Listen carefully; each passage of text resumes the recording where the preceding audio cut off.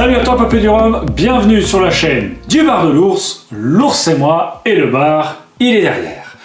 On va commencer aujourd'hui avec la première vidéo sur la dégustation de rhum arrangé sur la chaîne. On en avait parlé il y a plusieurs mois, vous avez statué sur la fonction, est-ce qu'on le fait ou non, vous avez décidé que nous allons le faire, nous allons le faire. Simplement, je ne pense pas que je vais faire bouteille par bouteille, parce qu'un rhum arrangé, ça reste un rhum arrangé. Ou alors les vidéos vont peut-être durer quelques minutes. Donc aujourd'hui, on va commencer avec deux bouteilles. Nous allons comparer deux rhums arrangés. Le premier, à ma droite, ici présent, c'est un rhum de chez Damoiseau, donc de Guadeloupe, qui nous ont fait un arrangé mangue passion, qui est à 30 degrés d'alcool. Voici la bouteille, qui ressemble exactement à toutes les autres bouteilles de chez Damoiseau, qu'on a notamment la petite forme comme ça avec le VSOP, le XO, le VO, c'est toujours les mêmes. Donc on a cette petite ouverture donc en pas de vis, ici présente. La bouteille, esthétiquement, elle est plutôt jolie, elle est simple. Et tout de suite, ce qu'on remarque, c'est qu'on a des morceaux à l'intérieur. Donc si je vois bien, on a des morceaux de mangue, on a une gousse de vanille et on a des tout petits morceaux de passion. C'est un petit peu trouble, ça me paraît normal, puisque c'est un rhum arrangé. On va le verser tout de suite dans notre verre. Allons-y. Ça fait plein de morceaux. Moi j'aime bien les morceaux, ça ne me dérange pas. La deuxième bouteille. On est ici sur un Rivière-du-Mât. Rivière-du-Mât, donc l'île de la Réunion. Et nous sommes en présence d'un rhum arrangé à la noix de coco. Il est appelé coco torréfié.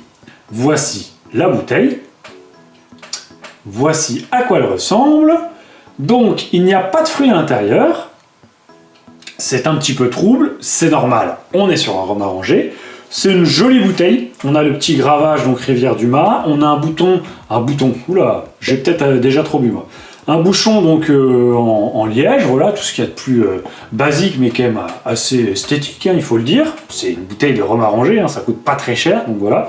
Donc voilà, la bouteille est plutôt jolie, du même acabit que l'arrangé, de chez Damoiseau, et peut-être un tout petit peu plus travaillée, entre guillemets, celle-ci, les Rivières-du-Mât. Mais pour rhum arrangé, on a pour le coup les fruits qui font la différence.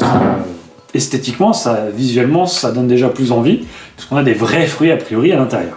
Et pardon, celui-ci est à 35 degrés. Donc le Damoiseau à ma droite est à 30 degrés, le Rivière-du-Mât à ma gauche, noix de coco, est à 35 degrés. En termes d'ingrédients, donc on a pour le Damoiseau, c'est marqué rhum agricole Damoiseau. Jusque-là, tout va bien, c'est logique. Sirop de sucre de canne, mangue, passion, gousse de vanille.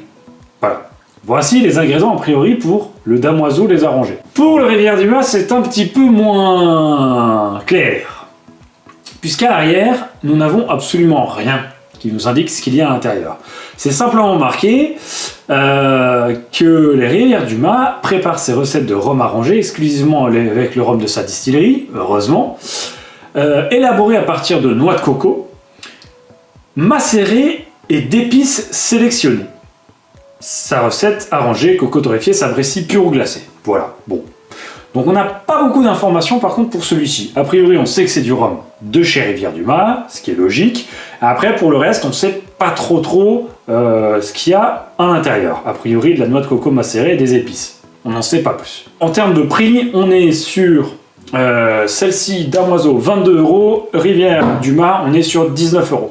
On est sensiblement sur le même prix à quelques euros près. Le Damoiseau est un petit peu plus cher.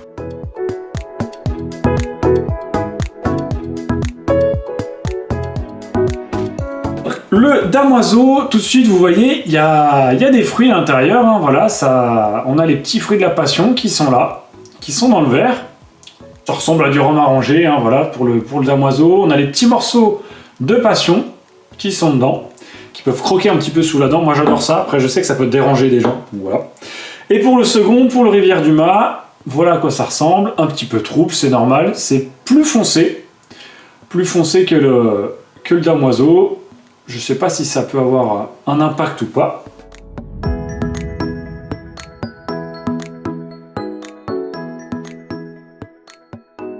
Alors ça sent vraiment la passion. La passion, il faut savoir que c'est très ça peut être un petit peu acide. Là, on a cette acidité de la passion. On n'a pas grand chose d'autre. La mangue, on la sent pas forcément au nez. Ou alors c'est vraiment très subtil. L'alcool, bon, ça sent effectivement le rhum. Ça m'a l'air bien sucré. Ça fait presque un tout petit peu artificiel en termes de nez. Après voilà, c'est un nez qui a l'air fidèle à ce qu'il y a dans la bouteille, manque passion. Oula, pour le coco torréfié, vache!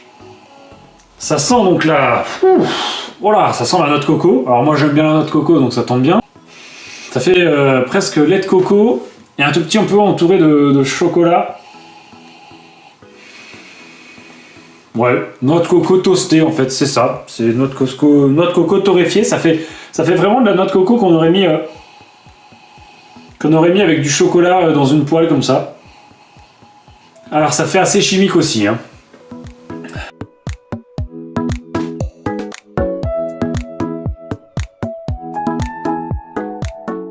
Voilà. C'est très sucré sur de la noiseau. Alors encore que les petits fruits de la passion, moi j'aime bien ça, donc ça me dérange pas, je le redis. Par contre, il y a des gens, ça peut peut-être les rebuter un petit peu d'avoir des morceaux dans un rhum arrangé. Moi ça me dérange pas, j'aime bien ça. Par contre, c'est très sucré. C'est sur le sucre de canne liquide, ça se sent tout de suite. Hein. Ça sent la passion, ça sent pas trop la mangue en bouche. Mais ça fait très acide, presque un petit peu artificiel, c'est dommage.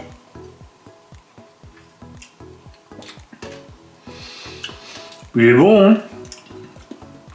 Passion mangue, ça sent bien la passion, un petit peu moins la mangue. La vanille, pas trop. Par contre, c'est vraiment sucré. Hein. C'est très sucré. Mais c'est fidèle. Ça sent effectivement la passion. Ça sent beaucoup plus la passion que la mangue quand même. Très sucré.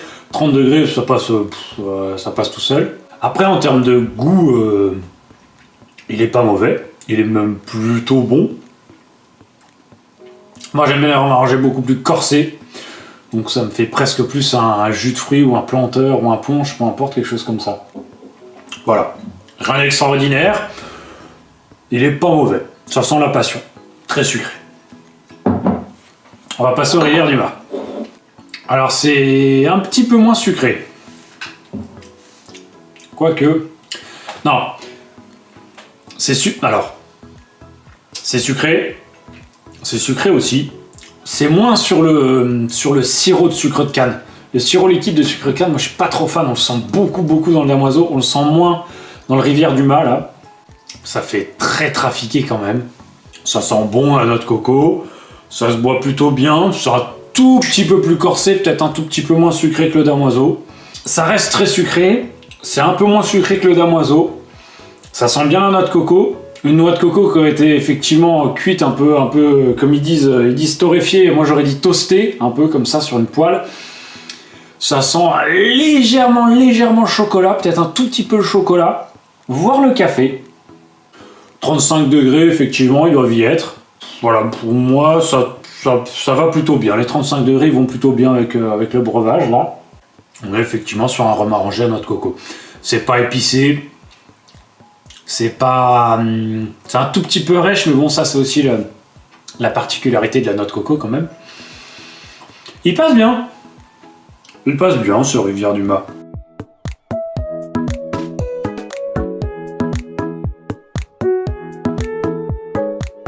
Alors, sur les deux bouteilles, il conseille de les boire frappés ou givrés.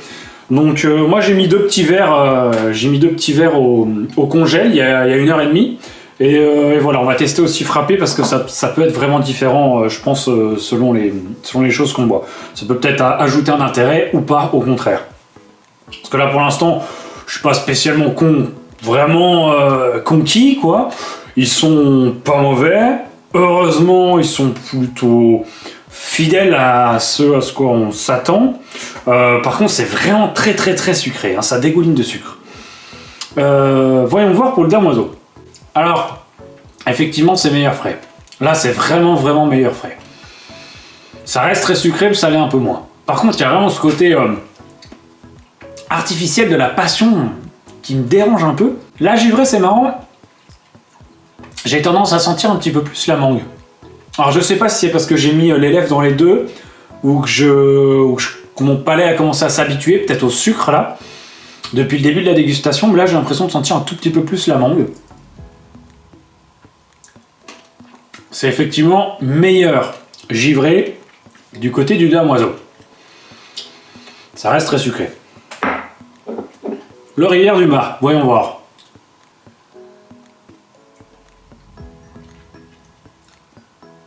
Oh, c'est meilleur frappé aussi. Ah, effectivement, ils avaient raison, c'est vraiment meilleur frappé.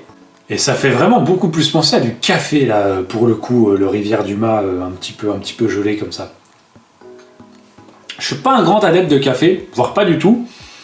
Mais là, pour le coup, avec la noix de coco, ça me dérange pas. Putain, vous mettez ça dans un café, ça doit passer super bien. Ah, il est bon. Le Rivière du Mât, comme ça, frappé, hein, et pas mauvais. Moi, en tout cas, je les préfère vraiment frapper que à température ambiante. À mon avis, il faut les allier à d'autres choses, à des desserts, à des cafés, les incorporer peut-être dans des gâteaux, ce genre de choses, je sais pas, ou dans des sorbets, ou peut-être, il y a peut-être moyen de faire quelque chose d'intéressant au niveau culinaire là-dessus. Après, pour une fin de repas avec des amis qui connaissent pas trop le rhum, pourquoi pas, ça peut être intéressant de le faire goûter. Maintenant, c'est vraiment très sucré.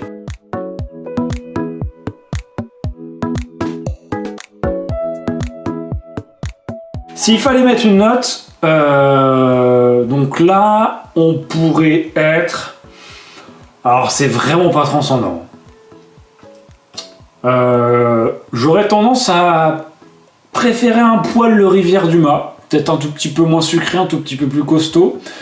Maintenant, bon, sachant qu'il est un petit peu moins cher que le damoiseau, pour le coup, j'aurais tendance à mettre peut-être un petit peu plus au-dessus. Allez, on va se dire quand même, on est sur des rhums arrangés, donc on va se mettre sur une notification de rhum arrangé. Ils sont pas trop chers encore, ils remplissent plutôt bien leur rôle. Le mangue passion sans la passion, un petit peu la mangue, il est très sucré sur le sirop de canne à sucre. Par contre, ils sont pas du tout la vanille, ça c'est dommage parce qu'on a quand même une gousse de vanille à l'intérieur qui est là. C'est peut-être un peu dommage, du coup, de pas sentir la vanille. Après, en même temps, c'est pas marqué vanille sur la boîte, c'est marqué mangue passion. Donc on sent la mangue, on sent la passion. Donc le damoiseau, on lui met un 6 sur 10. Un 6 sur 10, honorable, pour un prix de 22 et quelques euros, 23 euros, bon, voilà, on les met. Glacé, il est vraiment meilleur. Maintenant, pour moi, c'est pas le produit du siècle, 6 sur 10. Le Rivière du Mât, il mérite au moins 6 sur 10 aussi, parce qu'il est tout aussi bon, si ce n'est presque meilleur que le damoiseau. À se boire frais aussi. Donc oui, 6 sur 10 aussi. On aurait un 6 sur 10 pour les deux. Un 6 sur 10 honorable pour le damoiseau, un 6 sur 10 peut-être un petit peu plus mérité peut-être pour le Rivière du Mât rangé coco torréfié. 6 sur 10 pour les deux, c'est une bonne première expérience. C'est vraiment pas les produits non plus de l'année. Maintenant, pour le prix auquel ils sont et pour l'utilisation qu'on peut en faire, sur une petite soirée avec des amis, avant, après un repas, un début de repas, voilà, moi ça me semble quand même des produits qui tiennent plutôt la route. Maintenant, ça reste des produits que je vais appeler entre guillemets supermarché quand même. On n'est pas sur des choses qui sont extraordinaires en termes de goût, en termes de puissance. Bon, on termine là-dessus. Merci d'avoir visionné la vidéo. À toi, peuple du rhum. N'hésite pas à commenter, partager, liker, me dire si ça t'a plu ou pas, si c'est intéressant d'en refaire ou non, d'en faire d'autres goûts, de le comparer à nos rhums arrangés peut-être. Je sais pas si c'est forcément une bonne idée, mais n'hésite pas à commenter, partager, liker. Venez en parler aussi sur la page Facebook. Moi, je vous dis à très vite pour de nouvelles vidéos. Et surtout, n'oubliez pas, pas plus haut que le rhum.